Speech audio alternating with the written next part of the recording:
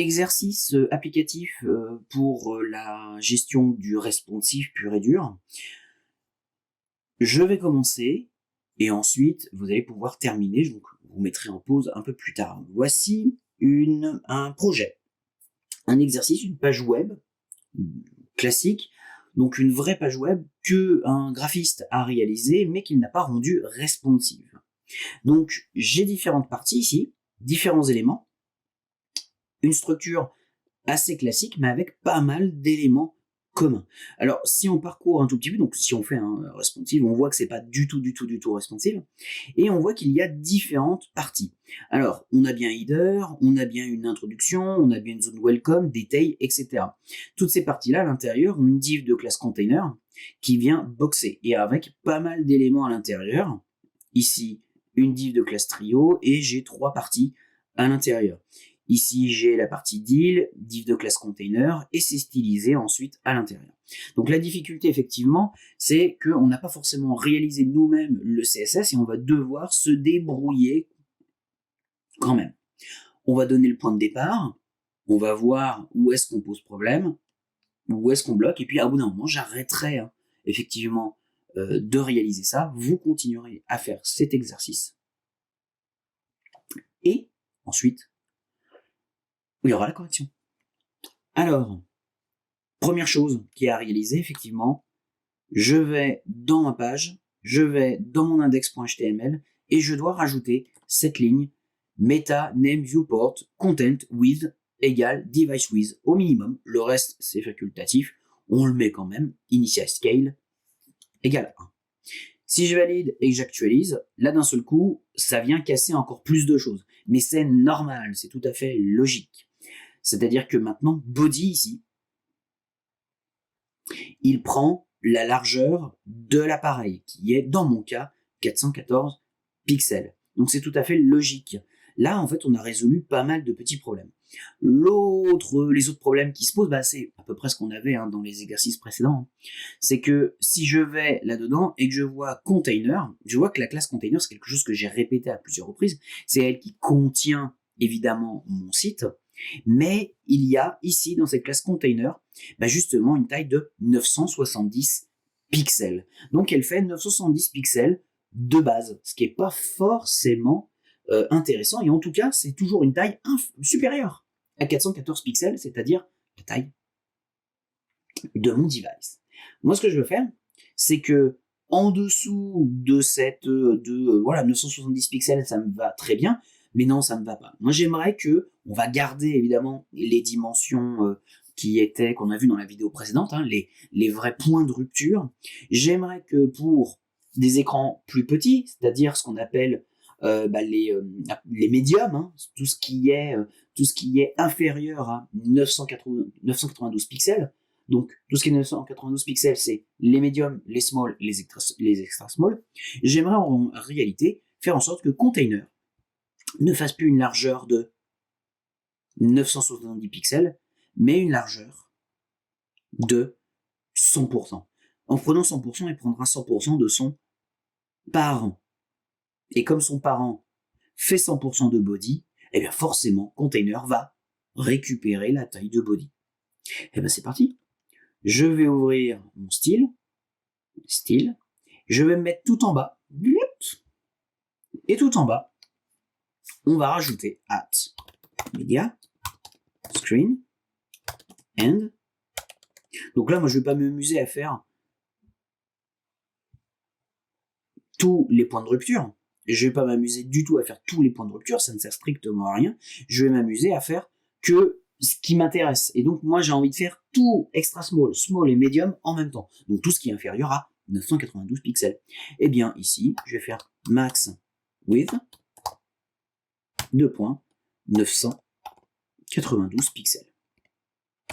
J'ouvre la parenthèse, j'ouvre les accolades, pardon, et puis ici, j'applique la modification.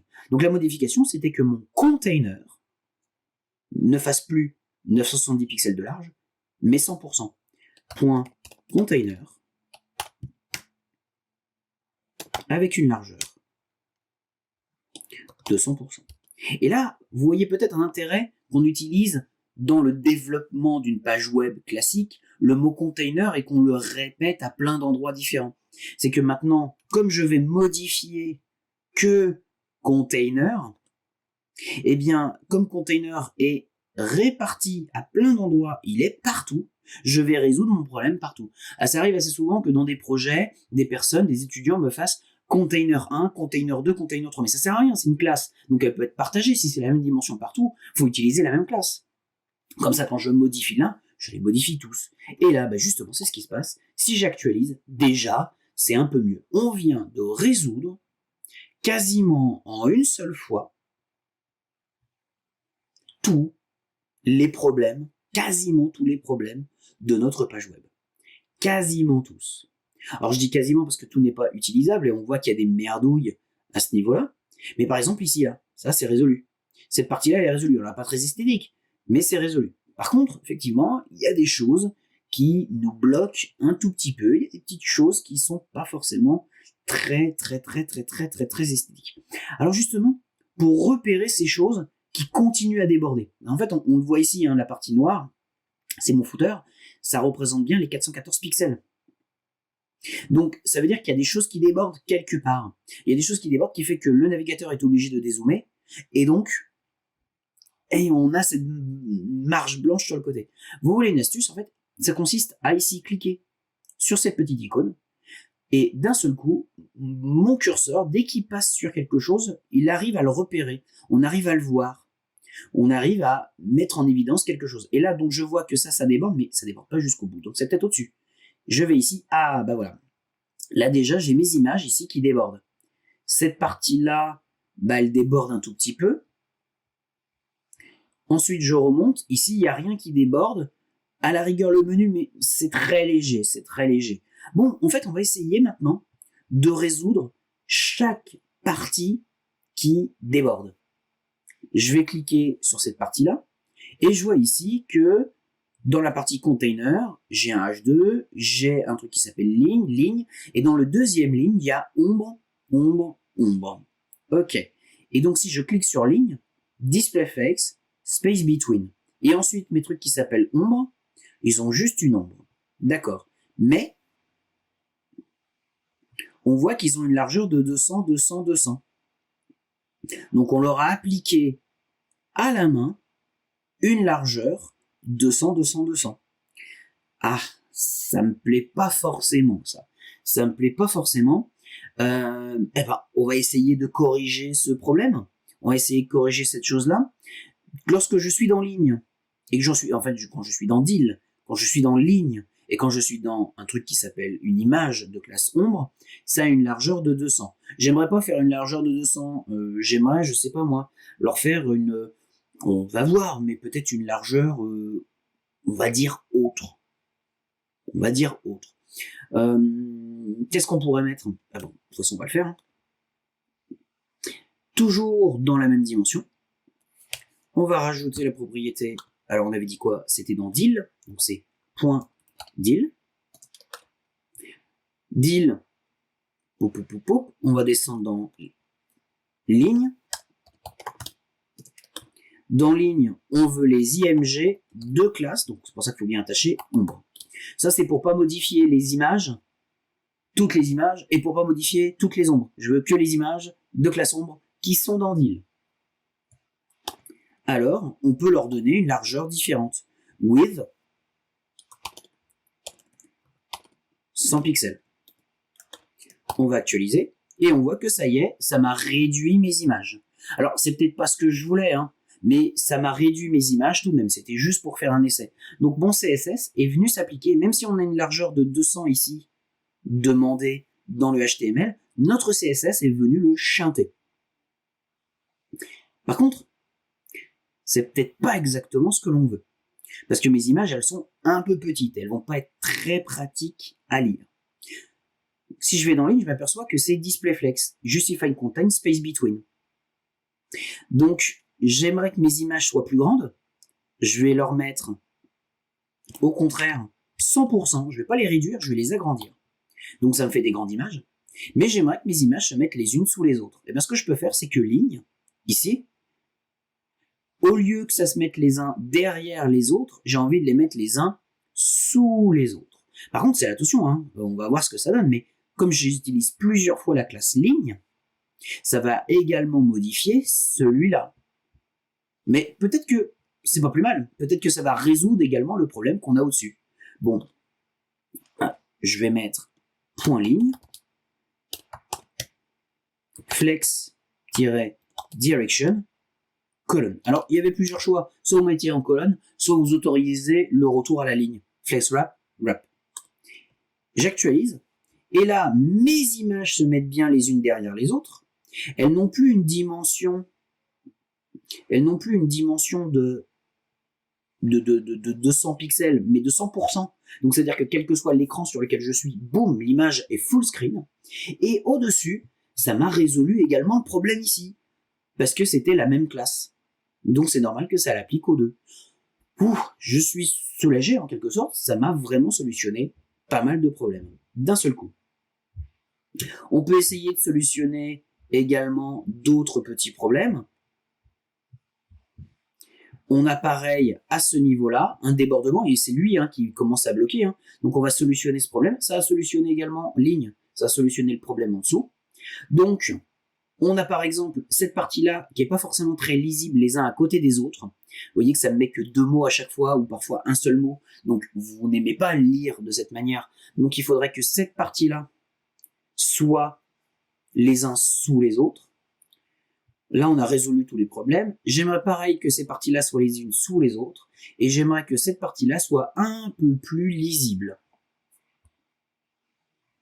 En ce qui concerne le menu, c'est un cas un peu particulier. Le faites pas. Donc, je vous laisse essayer de terminer cette modification de cet exo. Vous mettez en pause. Vous testez. Et puis, vous revenez pour la correction.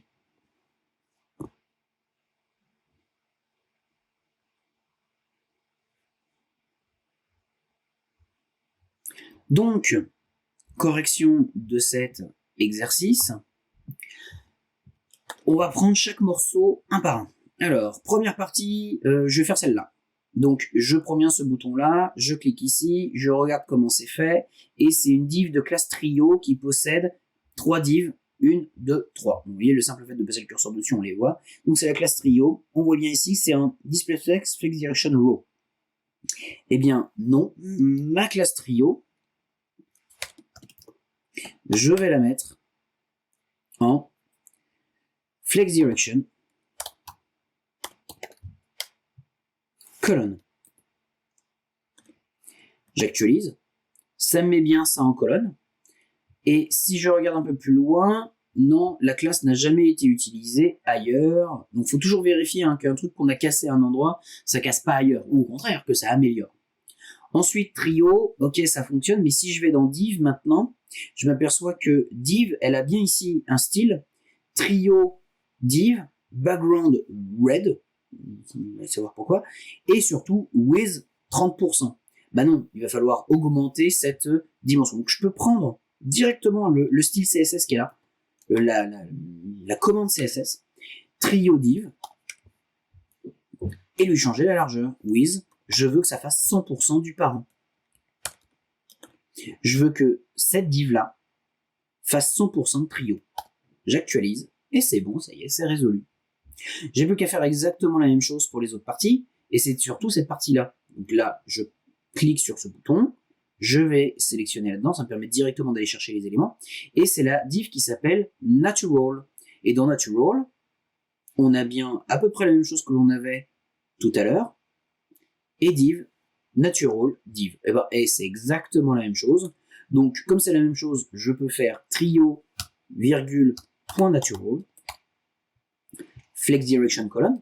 On regarde ce que ça donne, ça se met les uns sous les autres. Et ensuite, pour la div, natural div, donc virgule, point natural div, comme c'est le même style, autant gagner en temps, en énergie, en mettant exactement la même chose. J'actualise, et voilà, c'est bon, ça y est, c'est résolu. Donc déjà, c'était pas ça qui nous gênait, on va dire, pour la bonne lecture du côté, enfin, cette marche sur le côté, mais c'est quand même beaucoup plus lisible comme ça. Il nous reste maintenant à faire la partie produit, c'est surtout ça qui nous dérange parce qu'on voit que c'est vraiment ça qui déborde. C'est pareil, je vais ici, bim, j'ai bien une liste produit, et cette liste de produits, elle est sous forme de grille. On est en grid. Donc on est en grid, grid template colonne 25, 25, 25, 25. Donc l'idée est assez simple ici, c'est que je rappelle que le grid template colonne, ça donne à la fois le nombre de colonnes, ici 4, et ce que représente chacune des colonnes, 25%. Le truc, c'est qu'à l'intérieur, on se retrouve avec des images qui sont peu plus grandes, en fait. On a des blocs prod qui sont malheureusement un peu plus grandes et des images qui sont un peu trop grandes par rapport au contenu, et notamment le texte. Bon, disons que là, pour résoudre le problème, de toute façon, moi j'ai envie que mes produits soient utilisables. J'ai envie que les gens cliquent sur les produits. Et si mes produits, ils s'affichent comme ça en format portrait, mais ils s'affichent 4 par 4, ma zone de clic, elle est pas terrible, elle est pas grande. Je risque, en cliquant sur l'un, de déborder sur l'autre. Et ça va être un problème. Donc il va falloir prévoir un peu plus grand. Et bien moi, je peux prévoir pour liste prod de changer tout simplement le grid template colonne. Je vais faire liste prod. Et tout simplement, le grid template colonne que je vais chanter, je vais le changer. Et je vais le changer en mettant, pourquoi pas, 50%. 50%. Je vais les mettre 2 par 2. On actualise. Et voilà, ça y est, ça a résolu mon problème. Donc j'ai résolu le problème dans un premier temps, mais j'ai également rendu la chose un peu plus facile et agréable à utiliser. J'ai toujours un débordement. Donc effectivement, on a un autre problème ici, c'est que effectivement ça déborde. Ça déborde légèrement. Alors c'est dû à quoi? C'est dû à grid gap. Parce qu'en fait, quand vous regardez chacun des éléments, le premier produit, on est bien à 214 pixels, ce qui est pile poil la moitié de 414. Pareil pour le second. Par contre, il y a bien un espace entre les deux qui a été formé. Cet espace entre les deux, là, nous dérange un tout petit peu. Donc, on va pouvoir le retirer.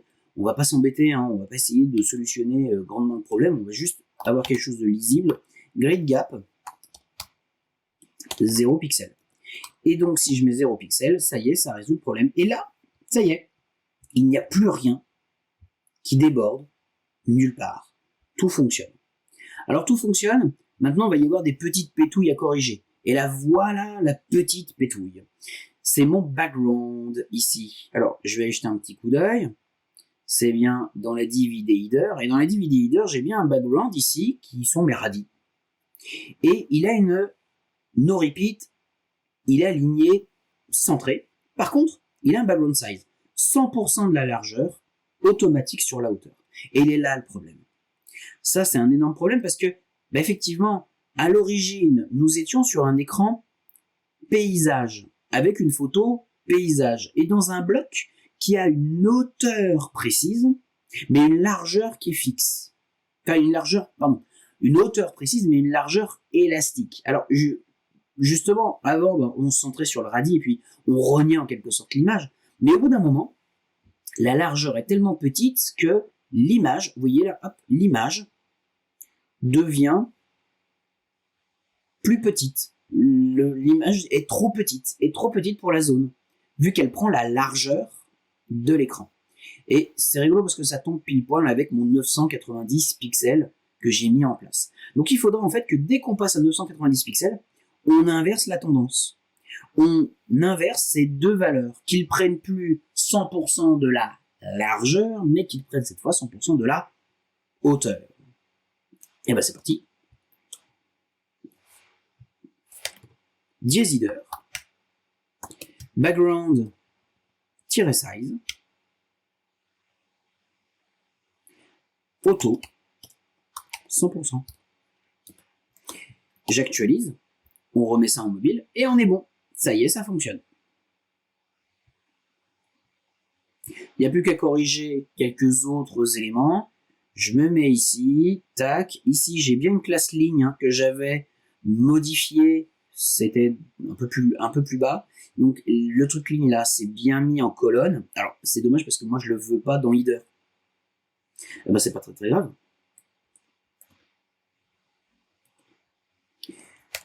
Dièse header, classe ligne,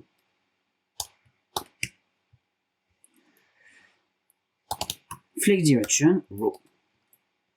Et là, vous voyez que, à la base, les éléments dans ligne, bah, ils sont en ligne, forcément, dans la base. Donc, on a rajouté ici ligne, flex direction, colonne pour le chanter. Et là, je rechante encore ce que j'ai déjà chanté. J'actualise, et là, ça y est, ça marche. J'ai bien ici, dans mon header container, j'ai bien ligne, et ligne, il a bien le display flex de base. On le remet en colonne à un moment. Mais lui, exceptionnellement, celui-là précisément, vu que je suis beaucoup plus précis ici, c'est prioritaire, puisque j'ai mis dièse header point ligne plutôt que seulement point ligne. Eh bien, si je fais ça, c'est prioritaire. Et donc, bim, je lui ai remis un row.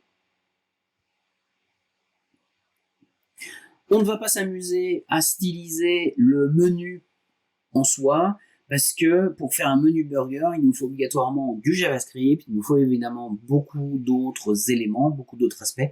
Donc nous, on va pas trop s'embêter avec cette stylisation très précise. On va s'arrêter là. Voilà comment est-ce que j'ai stylisé, comment est-ce que j'ai organisé mon responsive. Attention toutefois de bien vérifier ce que ça donnerait en version paysage. C'est vrai que ça, c'est pas quelque chose que l'on a fait. Donc là, à vérifier en format paysage si ça vous convient. Là, par exemple, moi, cette partie-là me convient pas. Cette partie-là non plus. Donc, il y a matière à, ici, recorriger encore suivant nos besoins. Et là, je me dis, il y a beaucoup de choses qu'en fait qu'on a réalisées et qui sont pas forcément toujours terribles. Ensuite, n'hésitez pas à bien vérifier ce que ça donne sur des tablettes.